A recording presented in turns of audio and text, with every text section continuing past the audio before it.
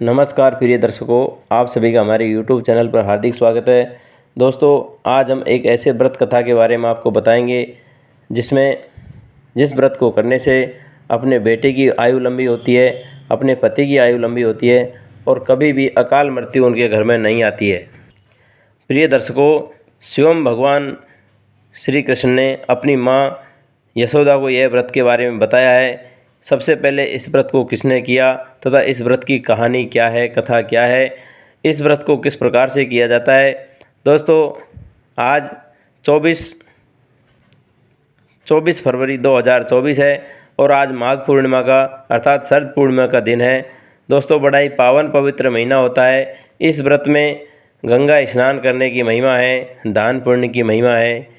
प्रिय दर्शकों, ये तो आप सभी जानते हैं कि गंगा स्नान करते हैं, पवित्र जलाशयों में स्नान करते हैं, दान पुण्य भी करते हैं, लेकिन आपने ये कभी नहीं सुना होगा कि यह व्रत सबसे पहले किसने किया और भगवान श्री कृष्ण ने अपनी माता यशोदा को यह व्रत करने के बारे में कब बताया था।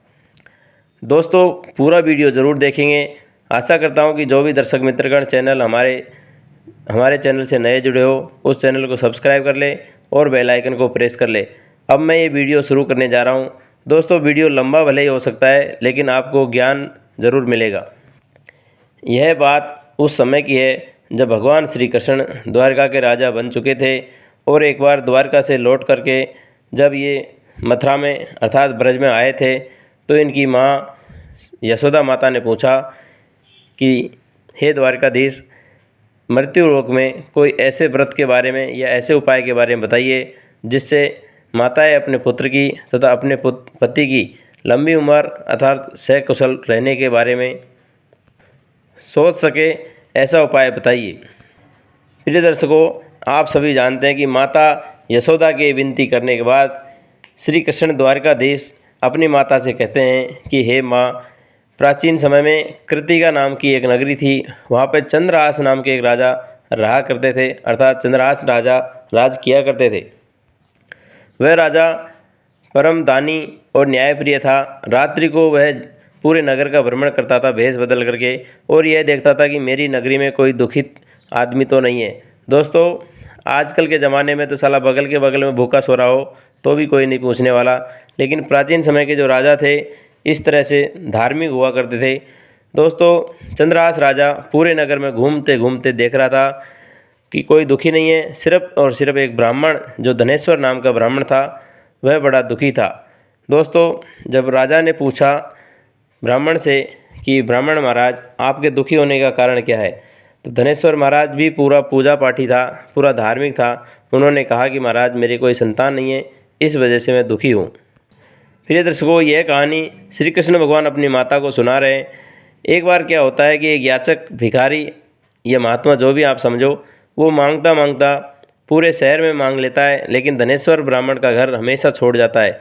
ये प्रयास उसका कई सालों से, कई रोज़ से ये चलता आ रहा था कि ब्राह्मण देवता के घर से कभी भिक्षा नहीं लेता था।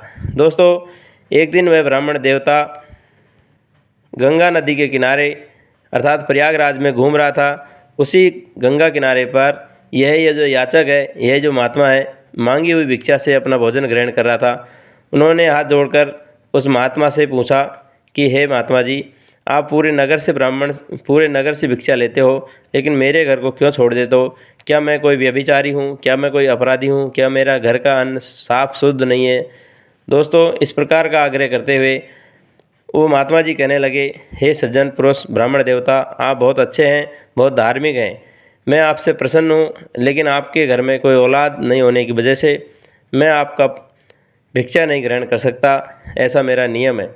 दोस्तों, यह बात जब धनेश्वर ब्राह्मण ने सुनी तो उसकी आंखों से आंसू आ गए और धनेश्वर ब्राह्मण सोचने लगा कि ज़रूर मेरा कोई पूर्व कर्म का ऐसा पाप है, ऐसा कोई खोट है जिसकी वजह से मुझे संतान प्राप्ति नहीं हुई। उसी समय एक सिद्ध पुरुष वहाँ आते हैं, महात्मा जी दूसरे आते हैं। उन्होंने कहा कि ब्राह्मण देवता, आप दुखी नहीं होइए, आप इसी समय प्रयाग में गंगा माँ में डुबकी लगाइए और माता से प्रार्थना कीजिए। दोस्तों, ब्राह्मण देवता ने तुरंत ही गंगा माँ में डुबकी लगाई। डुबकी लगाकर ब्राह्मण देवता बाहर आते हैं तो सिद्ध पुरुष ने उनको जल से तुरंत ही संकल्प कराया और कहा कि आप माँ अम्बा, माँ दुर्गा की स्तुति कीजिए, आपको ज़रूर से ज़रूर संतान प्राप्ति होगी, ये मेरा वचन है। दोस्तों, सिद्ध पुरुष की बातें उस ब्राह्मण ने मान ली। तुरंत ही घर जाकर के अपनी पत्नी से कहा कि जब तक मेरे कोई संतान प्राप्ति का मुझे उपाय नहीं मिलता तब तक मैं घर नहीं लौटूंगा। दोस्तों, उसी समय धनेश्वर ब्राह्मण जंगल में जाता है और घोर बियाबान जंगल में जाकर के माँ दुर्गा की स्तुति करता है, माँ दुर्गा की तपस्या करता है। कई वर्षों के बाद तपस्या करते हुए एक दिन माँ दुर्गा खुशी होकर के उसके सामने प्रकट हो जाती है और बोले, ब्राह्मण देवता मांगिए, आप क्या मांगना चाहते हैं, मैं आपकी तपस्या से प्रसन्न हूँ। दोस्तों, माँ दुर्गा ने उनको जो मनचाहा वरदान था कि मेरे कोई संतान नहीं है, दोस्तों तुरंत माँ दुर्गा ने चारों पुरुषार्थ युक्त एक पुत्र होने की उनको आशीर्वाद दे दिया, लेकिन साथ में ये भी कह दिया कि इस पुत्र की आयु 16 वर्ष की होगी, यह बालक 16 वर्ष के बाद ख़त्म हो जाएगा। तो दोस्तों, धनेश्वर ब्राह्मण उसी समय दुखी हुआ और उन्होंने कहा कि माँ, इसका कोई उपाय भी बता दीजिए, इसकी उम्र कैसे बढ़ सकती है। प्रिय दर्शकों, माँ दुर्गा कहती है कि आपकी पत्नी, आपकी गृहिणी यदि 32 पूर्णमासी का व्रत करती है पूरे विधान के साथ, तो आपकी खुद की उम्र भी बढ़ेगी, आपका बेटा भी दीर्घायु होगा, कभी भी अकाल मृत्यु को प्राप्त नहीं होगा। प्रिय दर्शकों, कहा जाता है कि महिलाओं में रजो दर्शन की हर महीने की ये प्रॉब्लम रहती है। यदि कभी पूर्णमासी के दिन ये समस्या हो तो कहते हैं कि अन्न नहीं खाए और पूजा पाठ नहीं करे और ये जो गिनती है व्रत की वो आगे बढ़ा दी जाए।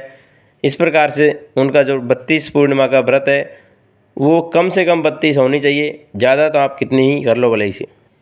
इसी के साथ माँ दुर्गा ने इनको एक फल भी दिया, कहा कि इस फल को आपकी पत्नी ग्रहण कर ले, स्नान करके संकल्प करे कि ज़रूर से ज़रूर पूर्णिमा का व्रत भी करेगी। प्रिय दर्शकों, उन्होंने घर आकर के उनको फल दिया और उसी समय से उनके घर में 9वें महीने एक सुंदर संतान की प्राप्ति होती है।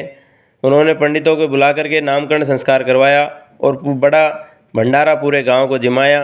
दोस्तों, उन्होंने उस बालक का नाम देवीदास रख दिया क्योंकि वो देवी माँ की कृपा से ही पैदा हुआ था। धीरे धीरे समय व्यतीत होने लगा। अब 15वां साल बच्चे का हो गया, बच्चा बड़ा हो जाता है, लेकिन उनके माँ बाप को मालूम था कि ये 16वें साल में ख़त्म हो जाएगा, तो उनको वो चिंता सताने लगी। देवीदास की माँ ने अपने भाई को बुलाया और कहा कि आप दोनों मामा भांजे काशी नगरी में जाएं और इसको अच्छे गुरुकुल में शिक्षा दीक्षा दिलाएं, इनके हाथों से पूजा पाठ करवाएं ताकि इनकी आयु लंबी हो सके। प्रिय दर्शकों, दोनों मामा भांजे काशी के लिए निकल जाते हैं। रात्रि को एक गांव में विश्राम करने के लिए रुक जाते हैं। वहाँ पर दोस्तों, जिस धर्मशाला में इनको रुकना था वहाँ पर एक बारात को आकर के ठहरना था। प्रिय दर्शकों, जो दूल्हा था वो बीमार हो गया और दूल्हे के बाप को किसी भी हाल में लड़के के साथ विवाह संपन्न करवाना था, अर्थात फेरे पड़वाने थे। देवीदास की शक्ल उस दूल्हे से मिलती जुलती थी और देवीदास ने दूल्हे के बाप ने देवीदास से प्रार्थना की कि किसी भी आप शर्त पे आपके जो भांजा है उसकी शादी करवा दीजिए, आप भले से जो कहेंगे वो मैं मंजूर कर लूँगा। तो देवीदास का मामा कुछ लालची था, उन्होंने कहा कि दहेज का जो सामान मिले वो मुझे दे देना और ये जो पत्नी है उसको आप ले जाना अपने लड़के के लिए। प्रिय दर्शकों, इस प्रकार से उन्होंने ये छल किया और देवीदास की शादी उस लड़की के साथ करवा दी। जब उनको ये मालूम चला कि मेरे मामा ने इस प्रकार का प्रपंच कर दिया लालच में आकर के, तो उन्होंने अपनी होने वाली वो पत्नी थी उसको सारा हाल बता दिया कि मैं कल सुबह ही काशी चला जाऊंगा और मेरी उम्र भी 16 साल की है, इसके बाद मैं ख़त्म हो जाऊंगा। आपका दूल्हा तो कोई और था, लेकिन मेरे मामा ने लालच में आकर के आपके फेरे मेरे से पड़वा दिए। प्रिय दर्शकों, यह बात वो ब्राह्मण लड़की ने सुनी। उन्होंने कहा कि मेरे पति तो अब आप ही होंगे, जिसके साथ फेरे लिए हैं वो मेरे पति रहेंगे, कोई दूसरे पति मेरे नहीं हो सकते, क्योंकि फेरे लेना, अग्नि के सामने प्रार्थना करना ये कोई नेक बात नहीं है। प्रिय दर्शकों, यह बात देवीदास को भी बहुत खटकी। उन्होंने उसी समय अपने हाथ से अंगूठी दिया और कहा कि ये अंगूठी आप लीजिए और एक पौधारोपण भी करवाया। कहा कि आप इस पेड़ में पानी देते रहना, जब तक ये पेड़ हरा भरा रहेगा, अर्थात जीवित रहेगा, फल फूलता रहेगा, तब तक आप समझना कि मैं जीवित हूँ, और जिस दिन यह पेड़ सूख जाए उसी दिन समझ लेना कि मैं मर गया। यदि मैं ज़िंदा रहा तो हर हाल में आपको लेने आऊँगा, और ये दुनिया में अगर मैं नहीं रहा, क्योंकि मेरी उम्र भगवान ने पहले ही 16 साल दिया है। दोस्तों, वो कन्या इस बात पे एग्री हो गई, और दूसरे दिन जब वो दूल्हे का पिता आता है उसको लेने के लिए, उन्होंने साफ मना कर दिया कि मेरा पति तो वही है जिसके साथ मैंने 7 फेरे लिए हैं, आपके लड़के को लेके चले जाइए। दोस्तों, वो दूल्हे का पिता बड़ा लज्जित होकर के वापस गांव को लौट जाता है। इस प्रकार से वह लड़की भी पूजा पाठ करती रही और उस पेड़ में पानी देती रही। इधर ही दोनों मामा भांजे काशी पहुंच जाते हैं और अच्छे गुरुकुल में इनको पढ़ने के लिए एडमिशन दिला दिया और भगवान की सेवा पूजा करने लगे। धीरे धीरे इनका 1 वर्ष पूरा हो गया, और जब 16वें वर्ष में जिस दिन इनका जन्म हुआ था उसी दिन इनकी मृत्यु लिखी थी। दोस्तों, एक भयंकर काला नाग आता है, वो इस बच्चे को डसने की कोशिश करता है, लेकिन क्योंकि इनकी माँ ने इनके लिए 32 से भी अधिक पूर्णिमा का व्रत रखा था पूरे विधि विधान के साथ, इसलिए उस सर्प की यह हिम्मत नहीं हो पा रही थी कि मैं इसको कैसे काटूं। लेकिन दोस्तों, क्योंकि माँ दुर्गा का ये दिया हुआ आशीर्वाद श्राप था, इसलिए वह सर्प ज़्यादा तो कुछ नहीं कर पाया। लेकिन उस जहाँ ये कमरे में ठहरे थे उस कमरे की देहली पे उसने भयंकर विष को वहाँ पे उल्टी कर दिया, निकाल दिया। उसकी गंध की वजह से ये दोनों मामा भांजे थोड़े से बेहोश हो जाते हैं। प्रिय दर्शकों, उसी समय घूमते घूमते भगवान शंकर और पार्वती जी आ जाती हैं। माँ पार्वती कहती है, आप सभी जानते हैं कि माँ पार्वती एक दुर्गा का ही रूप है। उन्होंने कहा कि ये बच्चा मेरे ही आशीर्वाद से प्राप्त हुआ है, लेकिन इसकी 16 वर्ष आज पूरी हो जाती है और इस वजह से इनकी मृत्यु आज होनी थी। भगवान भोलेनाथ कहते हैं कि ये आपके आशीर्वाद से पैदा हुआ है, और इनकी माँ ने भगवान विष्णु को प्रसन्न करने वाला जो सत्यनारायण का व्रत, विष्णु भगवान का जो व्रत किया है, उसकी वजह से इस बच्चे की आयु अब कोई नहीं छीन सकता और ये बच्चा दीर्घायु होकर के रहेगा। आप निश्चिंत रहिए पार्वती जी। प्रिय दर्शकों, सुबह दोनों मामा भांजे जगते हैं और उन्हें कुछ बेहोशी सी तो महसूस हुई, लेकिन उनका वो जो ये अकाल मृत्यु का टाइम था वो अब निकल गया। अब दोस्तों, ये दोनों काशी से विदा होते हैं और उसी रास्ते से आते हैं जिस गांव में ये ठहरे थे। उन्होंने उस लड़की को देखा और पूरे गांव में बहुत खुशी का माहौल था। लड़की के बाप ने पूरे गांव को बुला करके बहुत सारे उपहार दिए और अपनी लड़की को इस धनेश्वर ब्राह्मण का जो लड़का है देवीदास, इसके साथ विदाई किया। अब ये दोनों बहू और बेटे अपने माँ बाप के पास पहुंच जाते हैं। जब उनके माँ बाप धनेश्वर और धनेश्वर की पत्नी ये देखते हैं कि हमारे देवीदास की पत्नी के साथ मामा आए हैं, उन्होंने पूरे गांव को जिमाया, पूरे गांव को ब्राह्मण भोज खिलाया। उसी दिन दोस्तों पूर्णिमा का भी दिन था। उनकी माँ बहुत प्रसन्न हुई, उनके पिताजी प्रसन्न हुए। उन्होंने कहा कि बेटा ये सब कैसे हुआ? तो मामा और भांजे ने ये सब विधान बताया कि माँ शंकर भगवान और माता पार्वती जी आए थे और उन्होंने कहा था कि जो पूर्णमासी का व्रत करेगा उनके घर में कभी भी अकाल मृत्यु नहीं आएगी। प्रिय दर्शकों, ये सब श्री कृष्ण भगवान अपनी माता को बता रहे हैं। मृत्युलोक में सबसे अच्छा व्रत इसको माना गया है। जो माता बहनें इस प्रकार का ये 32 से अधिक पूर्णमासी का व्रत करते हैं उनके घर में अकाल मृत्यु कभी नहीं होगी, उनकी माताओं का सिंदूर कभी नहीं मिट पाएगा। यह थी आज की 32 पूर्णमासी की व्रत कथा, जो कि स्वयं भगवान श्री कृष्ण ने अपनी माँ को बताया था।